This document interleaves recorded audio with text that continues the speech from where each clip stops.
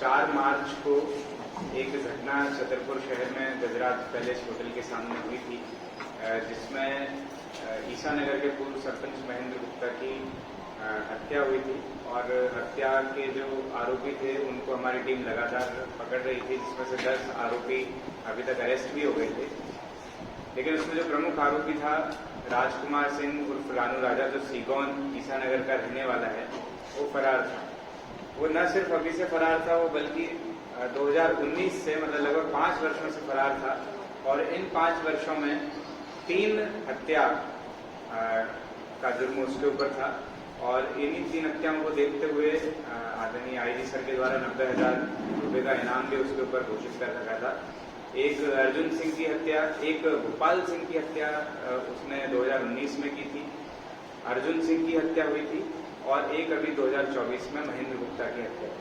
तो इस प्रकार से 3 हत्याएं जो थी उसके संबंध में इस व्यक्ति पर इनाम था, और हमारी टीम ने मेहनत करके इस व्यक्ति को अरेस्ट किया। अरेस्ट करने के बाद में एक नया खुलासा हुआ, जो कि बहुत ही आश्चर्यजनक भी था, कि 2020 में इस व्यक्ति ने एक हत्या और भी की थी, जो कि संज्ञान में बाद में आई थी, और उस पर एक गुम इंसान कायम था। महेश विश्वकर्मा, महेश लोहार करके वो व्यक्ति था, जो कि महेंद्र गुप्ता पक्ष से संबंधित था। और गोपाल सिंह की जब हत्या हुई थी तो उसके बाद में उस प्रकरण में वो मुख्य गवाह भी था। तो वो व्यक्ति गायब था। अभी जब इस व्यक्ति को अरेस्ट किया, रानू राजा को, तो ये बात पूरी संज्ञान में आई कि 2020 में इसने बमीठा के 2 लोग, कुन्नू राजा और गोलू राजा के साथ मिलकर, और एक महिला प्रभा दीक्षित, उनके साथ में मिलकर के उस व्यक्ति को प्रेम जाल में फंसा करके छतरपुर बुलाया। यहाँ से उसको उठा करके ले गए, और बाद में उस व्यक्ति के माध्यम से महेंद्र गुप्ता को बुलाने का प्रयास किया, क्योंकि ये महेंद्र गुप्ता को पहले से ही मारने का प्लान बनाए हुए थे।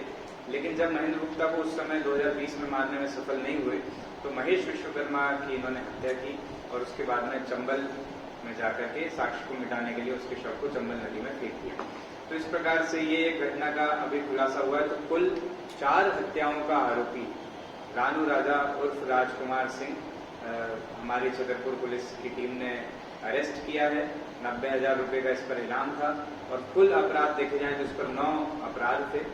अब इसके साथ में और जो भी इसके सपोर्ट में रहते थे, जिन्होंने इसको भागने में मदद की, जिन्होंने इसको छुपाया, उनके संबंध में भी जानकारी इकट्ठी की जा रही है, और पूर्ण रूप से इसके गैंग को नेस्तनाबूद करने की कार्रवाई की जाएगी।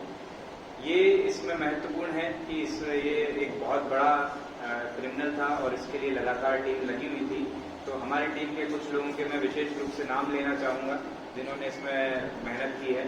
सबसे पहले आदरणीय आईजी सर और डीआईजी सर का लगातार इसमें सपोर्ट बना रहा।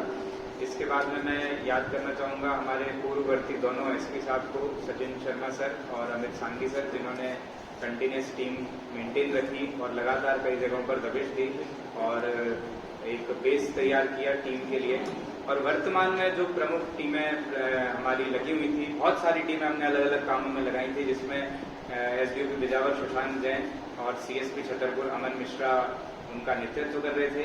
एक टीम जो थाना प्रभारी सिविल लाइन है, उनके अंतर्गत उप निरीक्षक धर्मेंद्र अहिरवार, इनकी टीम महत्वपूर्ण थी, जिन्होंने कई जगहों पर दबिश दी और कई बहुत मुख्य साक्ष्य एकत्रित किए। उनके साथ में उनके साथ में सत्येंद्र त्रिपाठी, प्रहलाद, नरेश और धर्मेंद्र चतुर्वेदी ये प्रमुख हैं। इसके बाद एक टीम उप निरीक्षक दीपक यादव की थी, जो गोयरा प्रभारी हैं। एक टीम अतुल कुमार झा की थी, जो सरवई में है। एक किशोर पटेल की थी, ईसा नगर की, क्योंकि ये लोकल के थे, इनमें बहुत महत्वपूर्ण भूमिका इनकी टीम ने निभाई। एक वीरेंद्र एकवार पिपट की टीम थी, जिन्होंने बहुत अच्छे ढंग से बैकग्राउंड में रहकर काम किया।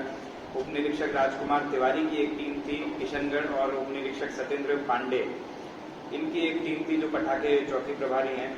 इसके बाद में साइबर का भी इसमें बहुत महत्वपूर्ण रोल रहा, जिसने हमें कई ऐसी पुख्ता जानकारियां दी जिसके माध्यम से हम दबिश दे पाए, आरोपियों को अरेस्ट कर पाए। इसमें संदीप खरे, सिद्धार्थ शर्मा, प्रधान आरक्षक किशोर रायकवार, संदीप तोमर, विजय ठाकुर, धनराज, ये प्रमुख हैं। तो इस प्रकार से मुझे लगता है कि पिछले 5 सालों में 40, 50, 60 लोगों की टीम हमारी इसमें लगी और अलग अलग तरीके से ढंग से काम किया और इसके बाद में हम इस व्यक्ति को अरेस्ट करने में सफल हुए। आज इसे अरेस्ट किया है, न्यायालय में पेश किया जाएगा, उसके बाद में अलग अलग अपराधों में इसकी रिमांड लेकर के उनका खुलासा किया जाएगा। ये पुलिस टीम जो आपने बताई, बहुत सारी आपने बनाई थी, स्पेशली जो स्पेशल साइज के नाम से भी चर्चा थी, कितने स्थानों पर इन्होंने दबिश दी इन्हें पकड़ने के लिए? इन्होंने बहुत स्थानों पर दबिश दी, मतलब कहा नहीं जा सकता, लेकिन मुझे लगता है कि 20-25 स्थानों पर जहां जहां मौका मिलता था। कई बार तो ये स्थिति बनी कि रात में भी 1 बजे इनपुट आया है कि ये संभावना है, ये व्यक्ति से बात हुई है या ये फाइनेंशियली सपोर्ट कर रहा है, तो हम लोग उसी समय अगले 15 मिनट में निकले हैं। तो जो भी हमें जहां भी जैसा इनपुट मिला है, कई बार सही मिला, कई बार गलत मिला, जैसा मिला, लेकिन हम लगातार इसके पीछे लगे रहे। और ये तो प्रमुख आरोपी है, लेकिन जो अन्य 10 आरोपी हैं उनको भी अरेस्ट करना बहुत आसान नहीं था। उनमें भी हमारी कई दिन रात की मेहनत लगी है। कई बार छुट्टियों के दिन में हमारी टीम बैठती थी और प्लानिंग करती थी, मीटिंग्स करती थी। सबसे महत्वपूर्ण ये भी है कि पूरी टीम एक दूसरे से जुड़ी हुई भी थी और एक विश्वास के साथ सभी ने काम किया, तो हम इसको खुलासा कर पाए। सर, अभी इस ऑपरेशन में कितने लोग सूत्रों की माने? सर, सूत्रों की माने एक बार उनको जवाब दे देता हूँ। आपका पूछना है कि अभी और कितने फरार हैं? अभी 2-3 अपराधी इसमें बचे हुए हैं। जो एक ये इसने बाहर से शूटर हायर किए थे मथुरा से, तो उसमें हमने 2 आरोपियों को मथुरा से अरेस्ट किया था। अभी एक और बचा है, इसका एक कजिन भाई शिवेंद्र वो बचा है, और भी 1-2 आरोपी हैं जिनको आने वाले समय में हमें अरेस्ट करना है और हमें लग रहा है कि हम आने वाले समय में जल्दी इसमें चालान लगाएंगे। ग्वालियर का कोई शूटर है? एक जो पुराना प्रकरण है, जो कि आपने प्रश्न उठाया तो उससे याद आया कि जो पुराना प्रकरण है अर्जुन सिंह की मृत्यु के संबंध में, उस समय एक ग्वालियर का भी शूटर था जिसका इसने सहयोग लिया था। वर्तमान में वो जेल में, मुरैना जेल में है और उससे भी जाके पूछताछ की जाएगी और वो भी इसमें आरोपी है। और यही ग्वालियर वाला ही व्यक्ति था जिसने इस पर्टिकुलर केस में मथुरा से इनको सपोर्ट करने में कनेक्शन बिठाया था। सर, जो साउथ अफ्रीका है उसके संबंध में वगैरह या जो हत्या की सामग्री जैसे अवैध हथियार इस तरह का जब्त हुआ है? हाँ, इससे जब्तियां हुई हैं। जो इसने महेंद्र गुप्ता वाले प्रकरण में जो जिससे फायरिंग हुआ था वो हथियार जब्त हुआ है।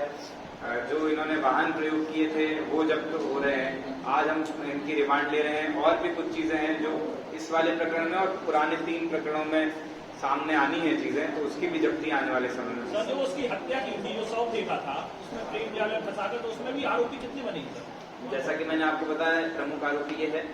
इसके साथ में 2 आरोपी और हैं, 3 आरोपी, कुन्नू राजा, गोलू राजा और एक राज बहादुर की डेथ हो चुकी है और एक प्रभा दीक्षित। तो इस प्रकार से ये आरोपी महिला आरोपी और महिला महेंद्र गुप्ता वाले प्रकरण में ऑलरेडी जेल में है, तो ऑलरेडी जेल में है। लेकिन अब हमने पता चल रहा है कि पहले से भी मिली हुई थी और ये पहले भी इसको सपोर्ट करती थी। चंबल में सर जो साउथ अफ्रीका है उसकी बरामद के लिए क्या प्रयास किया? क्योंकि घटना 4 साल पुरानी है, 2020 में इन्होंने शव फेंका था, तो अब रिमांड पे हम लेंगे और वहां जाकर के तस्दीक करेंगे। वहां की आसपास की टीम से, थानों से, बॉर्डर लगती है तो यूपी में भी तस्दीक करेंगे, राजस्थान में भी तस्दीक करेंगे और फिर देखते हैं हमें क्या उसमें सफलता मिले। सर, सूत्रों की माने तो दानू राजा को पुलिस ने परेशान करके और उसके परिवार को जेल भेज के आत्मसमर्पण करना चाह रहा था। कई जगह पे कई उसने प्रयास किया, लेकिन छतरपुर में भी आके उसने सिलेंडर किया है। देखिए, हमारा लगातार प्रयास यही था कि जो अपराधी है उसको हर तरह से ध्वस्त कर दिया जाए और इसी के लिए प्रशासन के सहयोग से उनकी अवैध दुकानों पर भी ईसानगर में कार्रवाई हुई। उनके परिवार के जो लोग थे जिन्होंने सपोर्ट किया अपराध करने में, षड्यंत्र बढ़ाने में, उन पर भी कार्रवाई हुई। और उसके बाद में संभावना है कि वो लगातार परेशान हुआ होगा और हमें जब टीकमगढ़ बॉर्डर की सूचना मिली कि वो वहां पर है तो हमारी टीम ने वहां जाके अरेस्ट किया। एमपी में बहुत कम रहे हैं, यूपी एमपी बॉर्डर पे ही रहे हैं या राजस्थान में रहे हैं या फिर जम्मू में रहे हैं, एमपी में बहुत कम रहे हैं। कैसे संभव है आना?